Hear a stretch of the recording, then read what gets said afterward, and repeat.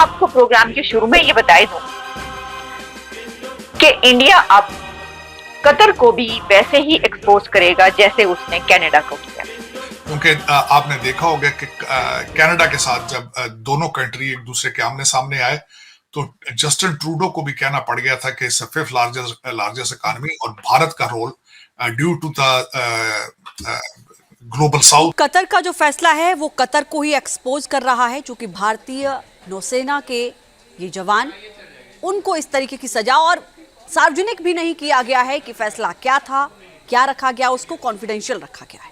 Qatar ने शायद Canada का मामला देखा नहीं, और मुझे पूरी उम्मीद है कि ये जो सरकार है भारत में नरेंद्र दामोदर दास मोदी जी की, कतर को भी पाकिस्तान, कनाडा और हमास की तरह नाक रगड़वा के ही रहा। अब इंडिया कतर को शॉक करने वाला है।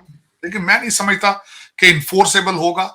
भारत का इन्फ्लुएंस इस वक्त is on the peak, fifth largest economy on the planet, और फिर उसके बाद ये है कि उनका डायस्पोरा की स्ट्रेंथ जो है। कतर को सजा अब सिर्फ भारत नहीं देगा, कतर को सजा इजराइल देगा, कतर को सजा सऊदी अरबिया देगा, कतर को सजा बहरीन देगा, कतर को सजा इजिप्ट देगा। 7 जो मिडिल ईस्ट स्टेटें हैं उन्होंने मोदी साहब को हाईएस्ट सिविलियन अवार्ड दे रखे हैं उन्होंने। और यहाँ तक फिर मामला पहुंचा कि कनाडा को लेने के देने पड़ गए, और वो यहाँ पर जस्टिन ट्रूडो यहाँ तक कहने पर आ गए कि हम तो बड़े अच्छे ताल्लुकात चाहते हैं। कनाडा भी बैकफुट पर है। मैं नहीं समझता कि यहाँ भी कतर जो है वो इन चीजों के साथ सर कनाडा में के लिए भी जो है इंडिया कह रहा है कि उनको एफएटीएफ पे लेके जाएंगे। फिर पाकिस्तान की अगर हम बात करें तो मौलाना फजलुर रहमान के साथ पीटीआई के लोगों ने मुलाकात की है। बहुत कुछ बदलता हुआ दिखाई दे रहा है यहाँ पर भी। बिल्कुल।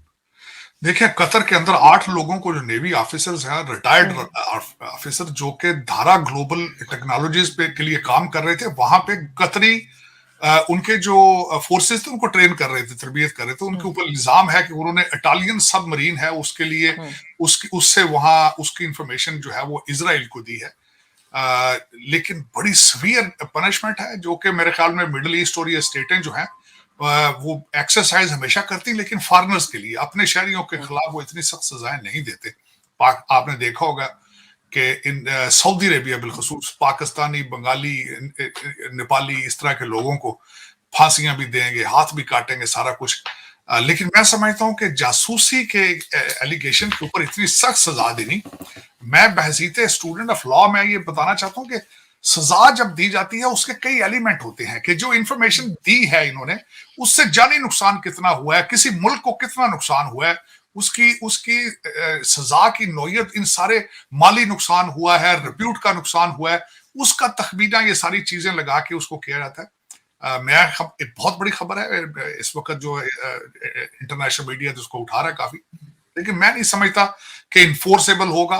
भारत का इन्फ्लुएंस इस वक्त is on the peak, fifth largest economy on the planet, और फिर उसके बाद ये है कि उनका डायस्पोरा की स्ट्रेंथ जो है वो खैर उसमें 2 चीजें आती हैं कि वो उसके प्रोज एंड कॉन्स में वो कुछ चीजें प्लस हैं, कुछ नेगेटिव हैं। कतर के अंदर भी बहुत ज्यादा भारतीय काम करते हैं, तो उसका जब आप उनसे चीजें नेगोशिएट करते हैं, स्ट्रेंथ भी होती है, वीकनेस भी होती है कि अगर कल कोई ये हमारे लोगों को वहां से निकालें तो फिर क्या होगा। लेकिन मैं नहीं समझता कि वहां तक चीजें जाएंगी, क्योंकि आपने देखा होगा कि कनाडा के साथ जब दोनों कंट्री एक दूसरे के आमने सामने आए तो जस्टिन ट्रूडो को भी कहना पड़ गया था कि फिफ्थ लार्जेस्ट इकोनॉमी और भारत का role due to the global south और साउथ चाइना सी के अंदर जो उस वक्त उनकी इंपॉर्टेंस है, उनको देखते हुए इतना आसान नहीं होगा उनको चैलेंज करना। और कनाडा भी बैकफुट पर है। मैं नहीं समझता कि यहाँ भी कतर जो है वो इन चीजों को इन्फोर्स कर पाएगा। मेरे ख्याल में ये थोड़ा सा, मेरे ख्याल में एक दफा शायद हो सकता है डॉक्टर जयशंकर साहब को कतर का चक्कर लगाना पड़े, लेकिन मेरे ख्याल में चीजें ठीक हो जाएंगी। यहाँ पे ये मेंशन भी करना जरूरी होगा कि 7 जो मिडिल ईस्ट स्टेटें हैं उन्होंने मोदी साहब को